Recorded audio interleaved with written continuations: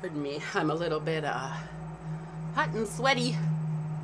Got all hot and bothered on YouTube with Kirby's and anti-vaxxers, and decided to say a little bit about the difference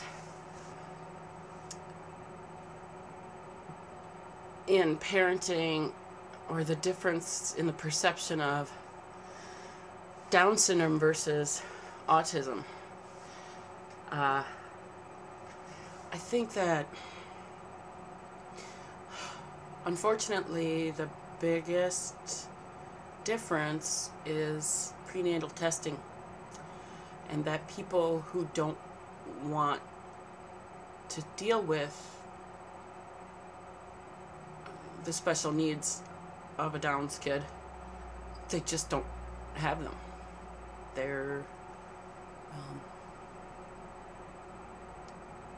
it's condoned to terminate pregnancies where that's known, and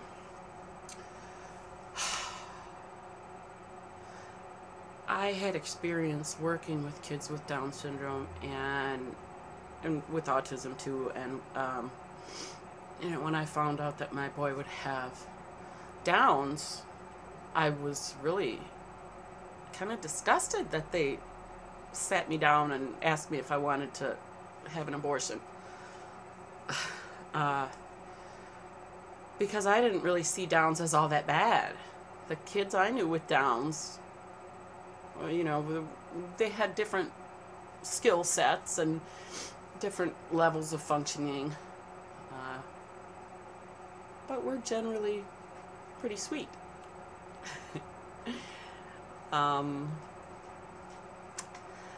So we had our baby, and he was wonderful. He had a heart defect at birth, and but he didn't need to have surgery right away. They let him grow a little bit, and I learned that a lot of kids have to wait a few years until they gain, until they're at least 20 pounds, which he was at 6 months old. He was born 6 pounds 4 ounces and had quadrupled his weight by 1 year. So, what did they call it? Early gainers or something? Rapid gainers? I don't know, but both of my boys got heavy quickly. I think it's a family trait. Anyway, so yeah, when he was 9 months old and happened to be well enough after about in September, he was hospitalized for pneumonia, and then in January he was hospitalized for RSV. So then by March he was well enough to undergo the open heart surgery. That's a scary thing for a parent. See your little baby, not even a year old, getting put under and wheeled away.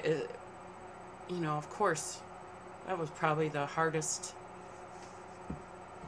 part of parenting him ever. And he's 10 now, and he's a little bit of a stinker, so I have to remember that. Okay, so I love him, and the school loves him, and everybody around him thinks he's wonderful. And then comes his little brother, and because he has autism, it wasn't known right away, because with Christopher they did the karyotype, and that shows the third chromosome, 21, and that brings me to another difference. I'm not looking for anyone to blame for Christopher's Down syndrome. It just happened. I'm not, I didn't feel like, oh gee, I waited too long to have babies, age 33.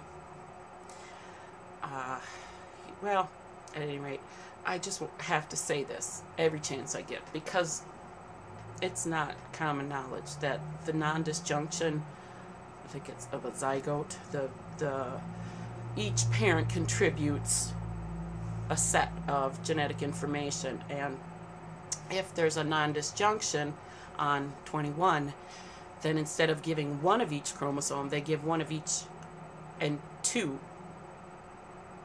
of 21. Somebody gave him 2 chromosome 21s, and the other of us provided 1. I'm not trying to blame my husband. I'm just pointing out the fact that the non-disjunction can be from the mother or the father. Also, I don't think 33 is particularly old to have children, especially not these days. A lot of people have them. My husband is 10 years older than I am, or whatever that matters. It's not necessarily age-driven, and it's not necessarily the mom that creates trisomy 21. The thing with autism is, okay, so we didn't know right away, but we had a lot of contact with developmental services, OT and PT and speech, and so they saw him and they knew that he wasn't really making his milestones. I didn't really have much of a sense of milestones because Christopher, just takes longer to get there himself. And then when he had his surgery, that kind of set him back a little bit. He had been sitting up and things, but now, I'm sure it really hurt. But anyway, and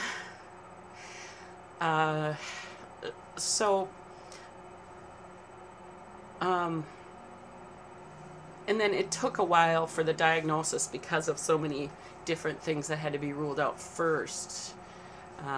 But still, he was getting services just because of global delays, just because he had developmental delays. He didn't need a diagnosis of autism to get services because of the significance of the impairments.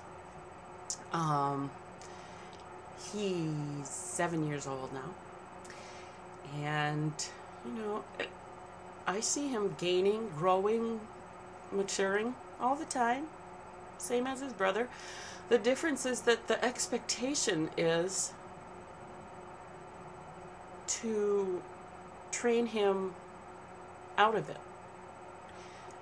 But no one has ever asked me to train Christopher out of his Down syndrome. No one ever suggested that Christopher would do much better if he had intensive behavioral therapy. And it bothers me that my other developmentally delayed child is expected to be normal. No one will ever expect that of Christopher. You can look at him, you see he has Down syndrome. Although I was bullied as a child and even as a young adult for having more of a mongoloid appearance rather than a caucasoid appearance, and whatever, I'm over it. But I do like the fact that he looks like me. Even though the reason he looks like me is partially because he has Downs. Anyway, people think, oh, Christopher's just doing wonderfully. Oh, what great gains he's made. He's the highest functioning Downs kid I've ever seen, blah, blah. But even though Ezra is growing and maturing and making all these gains, they expect more of him. It's not enough, Can't you make him talk? Can't you make him be quiet? Don't you want him to be normal? No. So there's a 10-minute ramble for you.